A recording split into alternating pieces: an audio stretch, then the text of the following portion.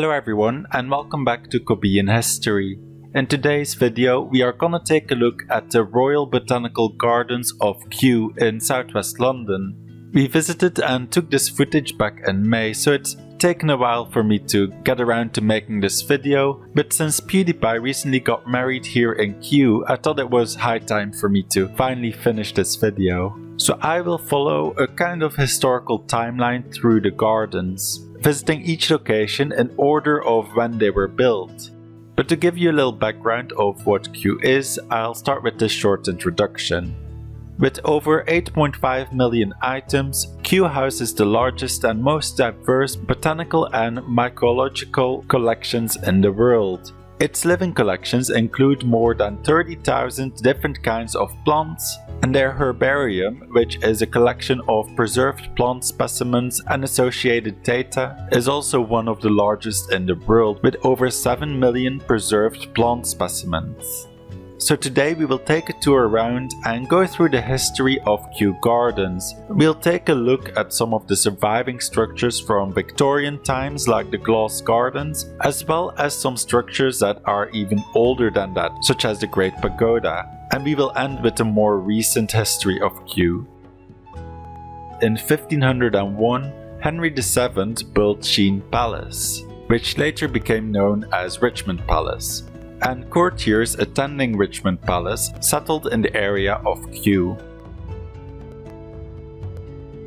This building we're looking at now is known as Kew Palace, but back in the day it was known as the Dutch House. This specific palace dates from 1631, but it was built on top of the undercroft of an earlier building.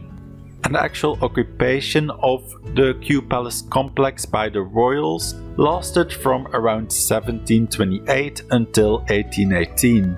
But the building we see now, the Dutch House, was only integrated into the palace complex in 1781. Before that, it wasn't part of the palace complex, but it was just a neighboring house owned by someone else other than the royals.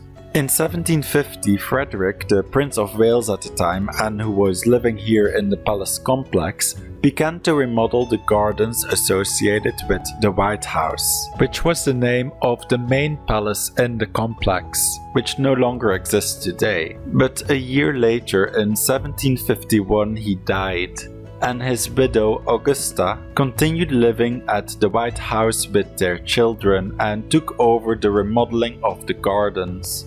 She was advised by her husband's friend, John Stuart, the 3rd Earl of Bute, and assisted by Sir William Chambers, who was one of the greatest masters of ornamental English gardening at the time. And some of Sir William Chambers' structures still stand on these grounds today, such as the Temple of Arethusa, which you see on screen right now and was built in 1758. In the following year, in 1759, Augusta, the Dowager Princess of Wales, extended and enlarged the exotic gardens at Kew Park, using land within the royal pleasure grounds of Kew. So this is the old ruined Archway at Kew. We will have a closer look, and then you might notice that it's not real, it is fake. The genuine fake archway, built in 1759 as you can see. So this was built as a ruin, which was also a kind of popular thing to do for that time, and you'll also see it in my future video on the Schönbrunner Palace in Austria. And this arch was also built by William Chambers. And Sir William Chambers continued to build monuments. In 1760, the Temple of Bologna was built. Names and numbers of British and Hanoverian units connected to the 7 Years' War are engraved here. Next we come to the Orangery, which was a popular structure to be built by royals across Europe in that time period. And as the name might suggest, it was intended to grow oranges and other citrus fruits in colder climates. The building was also designed by Chambers and was completed in 1761. However, it turned out to be too dark inside for its intended purpose of growing citrus plants, and after many changes and use, it is currently used as a restaurant. Now we come to a segment that I actually recorded while we were at Kew, and there will be some more coming up as well, so throughout the video you might see me popping up on screen from time to time to explain some more history at location, in contrast to the voiceover I'm doing now. In 1762, one of Kew's most famous landmarks was built. It was the Great Pagoda, right behind me over there. And you can already guess who built it. It was William Chambers again. The pagoda was originally covered in ceramic tiles and adorned with these golden dragons, as you can see. I believe there's 70 of them if I remember correctly. In 1784, these dragons were thought to be sold to cover the later George IV's gambling debts, who was the son of George III, the one who commissioned this build. However, that was only a rumor, and because the people thought they were made of gold, these dragons, they thought that was the case. But they were actually made of wood, gilded with, gold paint. And so it's most likely that they just rotted away instead of being sold to cover a gambling debt. Within the forest, there are still 5 trees that are here from the time of George III in 1762. They're known as the 5 Lions, and they're somewhere in the forest. We haven't found them yet. We actually found 3 of those 5 trees. This is the first one. This one is quite close to the Dutch house, as you'll be able to see over there in the background. This one was a little further away, more hidden. But yeah, I spotted it from a distance. It looked cool, so I thought check it out. This one was the 3rd one we found. And next to this one there's also an old wisteria plant over here, which I believe is almost the same age as a tree, I think. William Chambers, who was still at it in 1763, also built the temple of Aeolus, which you see on screen now. Well, he built the original one anyway. This one is a replacement from 1845. And this is also the point where we leave the constructions of Sir William Chambers, who, as you might have noticed from this video so far, built a lot of the monuments here at Kew. But now it's time to see how Kew was improved upon in further ages. Sometime after 1777, Queen Charlotte's cottage was built, which is this building behind me here. It was built by King George III for his wife Queen Charlotte. It was built in the conservation area of Kew, but hidden away in the forest, where it still stands today, as you can see. In 1768, Joseph Banks sent seeds to Kew whilst he was on Captain Cook's first voyage. And on his return, Banks became the first unofficial curator of Kew. And one of the first things he did was sending plant collectors all over the world to collect different plants from different areas. The first of these plant collectors was Francis Masson, who in 1772 travels to South Africa and stays there for a few years, during which he sends thousands of plants found there to Kew. The previously mentioned Dutch house was purchased by George III in 1781 as a nursery for the royal children. The old Kew Park, also known as the White House, which I also mentioned earlier, was demolished in 1802. And in its place, George III built the Castellated Palace, which from looking at the drawings looked beautiful. Construction on this palace began in 1802, pretty much right after the White House was demolished. But a few years later, in 1806, work on this palace halted.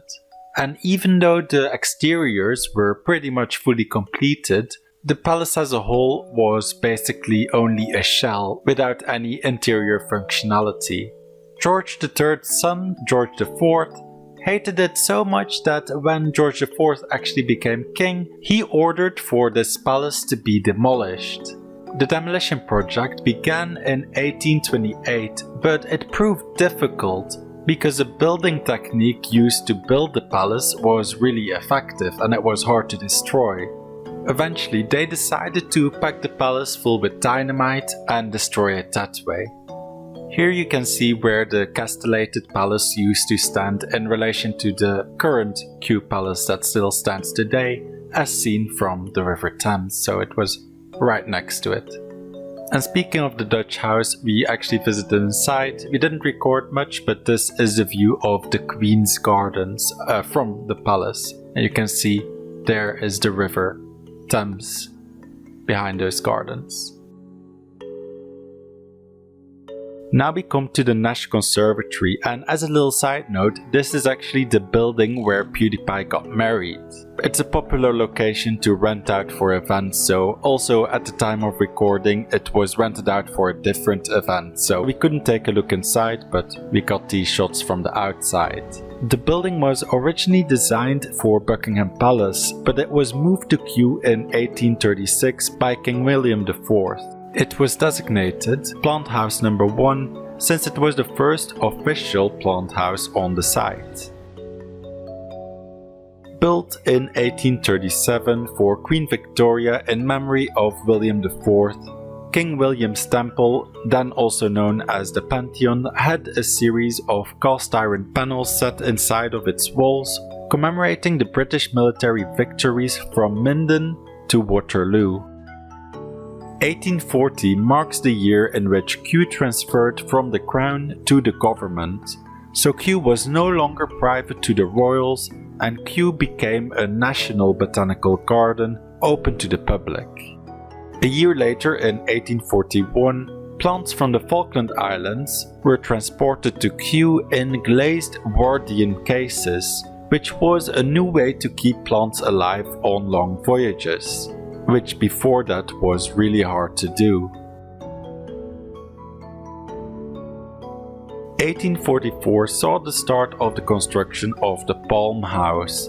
It was the first large-scale structural use of wrought iron, and the structure's glass panes are all hand-blown, and they were originally tinted green with copper oxide to reduce overheating from the sun. The temperature in the Palm House was originally controlled by two coal-fired boilers with a 33-meter chimney, which is also known as the shaft of the Great Palm Stove. That is it on screen right now, and it is located to the garden's main entrance, and underground pipes feed the heat to the Palm House, which is located a little further away. And the Palm House was officially completed in 1849. Next to the Palm House we have the Water Lily House. Giant water lilies were discovered in Bolivia back in 1801 and were later named Victoria Amazonica in honor of Queen Victoria. The leaves of this lily grow so big that they have been known to support the weight of babies and toddlers when they were set on top of them. After multiple attempts to transport seeds and roots of this plant had failed, the first specimens to arrive at Kew alive were transported to Kew in vials of clean water and arrived in February of 1849. The Water Lily House was only completed in 1852, so a few years after the first seeds arrived, and although various other types of water lilies grew well in this house, it did not suit the giant water lilies very well. And it might possibly be due to the bad ventilation system of the Water Lily House. And these specimens of the giant water lilies were moved to another smaller house, which no longer exists today. The Water Lily House is the hottest and most humid of the houses at Kew, and contains a large pond with varieties of water lily, and surrounding the central pond a number of other heat-loving plants are also planted. In 1853 the Herbarium is built, and today, after 5 extensions, it holds over 7 million species, which is a collection of preserved plants. It also has a Fungarium, which is the same thing but for fungi.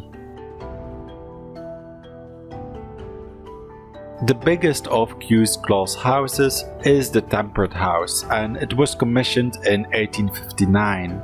And this lake was created in the area that was used to excavate and provide the gravel for the terracing of the Temperate House. Underground channels connect the lake with the River Thames, and it was filled with water for the first time in 1861.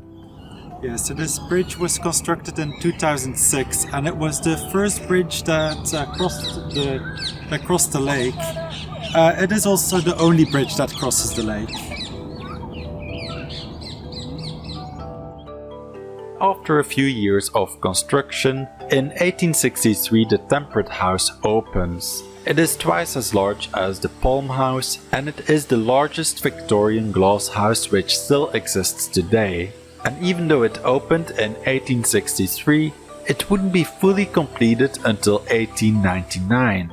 It was positioned to be the first feature that visitors saw as they entered the gates coming from the first railway station that was going to be built at Kew, which was expected to be built at the end of this avenue. However, due to some last-minute decisions, Kew Gardens rail station ended up actually being built further away, leaving the glass house kind of stranded in the landscape and ruining its location's intended purpose. In 1887 the first Alpine House opens, which is no longer in existence, but there is a new Alpine House. In March of 2006 the Davies Alpine House opens, which is the third Alpine House at Kew since the one from 1887. It features plants that grow above the tree line in mountainous areas, and also includes plants found at the poles. The structure, which is today the Bonsai House, was actually the second Alpine House, prior to the construction of the Davies Alpine House. In 1889 the plant known as the corpse flower blooms at Kew, and this is the first time a plant of this kind blooms outside of its native Sumatra. The Japanese gateway known as Chokushi-mon was built for the Japan-British exhibition in 1910, and it was moved to Kew in 1911. It is a 4/5 scale replica of the Nishi-Honganji temple in Kyoto, and surrounding it is a reconstruction of a traditional Japanese garden. Kew also played a part in helping the war effort of the Second World War, when vegetables and medicinal plants were grown here. This is the Evolution House. It was formerly known as the Australian House and was a gift from the Australian government. It opened in 1952, but from 1995 onwards it has been known as the Evolution House. But you can still see Australian plants being displayed here. From 1959 to 2007, Kew Gardens had the tallest flagpole in Britain, made from a single Douglas fir from Canada. It was given to mark both the centenary of the Canadian province of British Columbia and the bicentenary of Kew Gardens itself. The flagpole was removed after damage by weather, and woodpeckers put it at a potential risk of falling over. A number of plant houses, which were still in use in 1974, have all since been destroyed to make way for the construction of the Princess of Wales Conservatory, which you can see on screen right now. During the construction of this conservatory in 1985, Sir David Attenborough buried a time capsule containing seeds of basic food crops and endangered species in the foundation of this conservatory. And a few years later, in 1987, the Princess of Wales Conservatory is opened by Diana, Princess of Wales. The conservatory houses 10 computer-controlled microclimate zones, and it houses a few species that may be rare or even extinct in the wild. In 2001, Kew acquired a Japanese wooden house called Amenca. It was originally built around the year 1900 in a suburb of Okazaki and is now located within a bamboo collection in Kew Gardens. After the last family died, the house was donated to Kew. The house was torn down in its original location, but the pieces of the structure were preserved and it was rebuilt by a team of Japanese carpenters and British builders in its present location at Kew.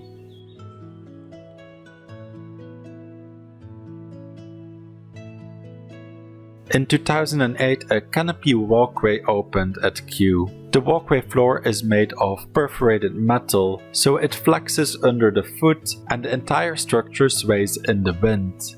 If you walk around the top and you didn't know this was intentionally, it might be a little worrying if the structure suddenly starts swaying and the floor kind of bends when you step on it. Another thing Kew was famous for about a decade ago is that it had the world's smallest water lily, which Kew managed to save from extinction when it was grown from a seed at Kew in 2009. All of the wild plants of this water lily were lost due to destruction of its native habitat. It was really hard to grow this water lily, as this species typically germinates deep underwater, and the seeds of this plant need a specific amount of CO2 in order to start germinating. The botanists at Kew were unable to germinate any seeds of this plant due to its picky nature. But in 2009, only after they were down to their last 20 seeds of the species, they managed to get one to grow. These plants can self-pollinate, so luckily this one specimen could produce more. But in January of 2014, one of the new surviving water lilies of this species was stolen. Well, that wraps up my video about the history of Kew. I hope you've enjoyed it. If you did, leave a like down below. And if you want to see more history related videos, you can subscribe to my channel. I want to give a special thanks to my patrons who have been supporting me. We are at 3 patrons at the moment, so a special thanks to Bishop King, Tyler and Michael.